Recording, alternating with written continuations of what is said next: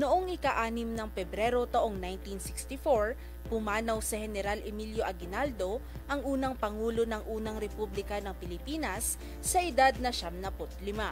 Naganap ang kanyang pagpanaw alas 3 ng madaling araw sa Veterans Memorial Hospital kung saan siya ay namalagi ng mahigit 1 taon. Bilang pagkilala, idiniklara ni dating Pangulong Diosdado Macapagal ang 15 araw ng pagluluksa para kay Aguinaldo. Kasabay ng kanyang proklamasyon, inatasan din ni Macapagal ang pagpapalit ng pangalan ng Camp Murphy sa Quezon City bilang Camp Aguinaldo, bilang paggunita sa kanyang naiambag sa ating bansa. Noong ika-15 ng Pebrero, ginanap ang necrological services na dinaluhan ng mga kilalang leader.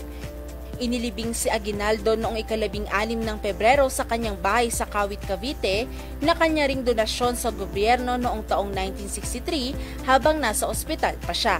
Ang bahay na ito ay ginawang pambansang dambana at ngayon ay kilala bilang Aguinaldo Shrine. Sa bahay na ito ay sinilang si Aguinaldo noong ika-22 ng Marso taong 1868 at dito rin idiniklara ang kasarinlan ng Pilipinas mula sa Espanya noong ika-12 ng Hunyo taong 1898. Ang alaala ni General Emilio Aguinaldo ay nananatiling buhay sa kasaysayan ng ating bansa.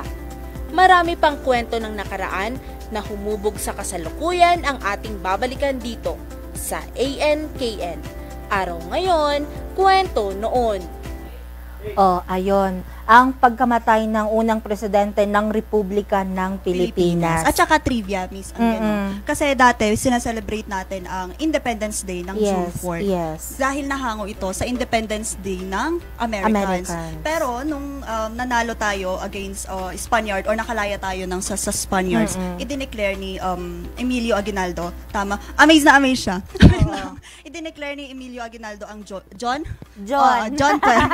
12 bilang Independence Day ng Philippines. Ang galing, no? Kasi ilang years din tayo sinakop ng iba't ibang bansa. Tapos dahil sa kanya, ay nakalaya tayo. Oo, kaya walang silbi, ay may silbi yung pagkamatay niya. Kasi kahit papano may nagawa siyang malaking impact para sa atin. Nang hanggang ngayon, minaano natin na hanggang ngayon, nai-experience natin yon. Kasi kung hindi niya yun nagawa before, wala tayo ngayon dito. Hindi niyo kami kasama dito ngayon. Wala tayong kalayaang tinatamasa. Oo. Ayan. At siya din ang kino-considered bilang isang pinaka matapang. Matapang, oo. Kasi siya ang parang nag-spark ng revolutionary against the Spaniards. Ayan. At ngayong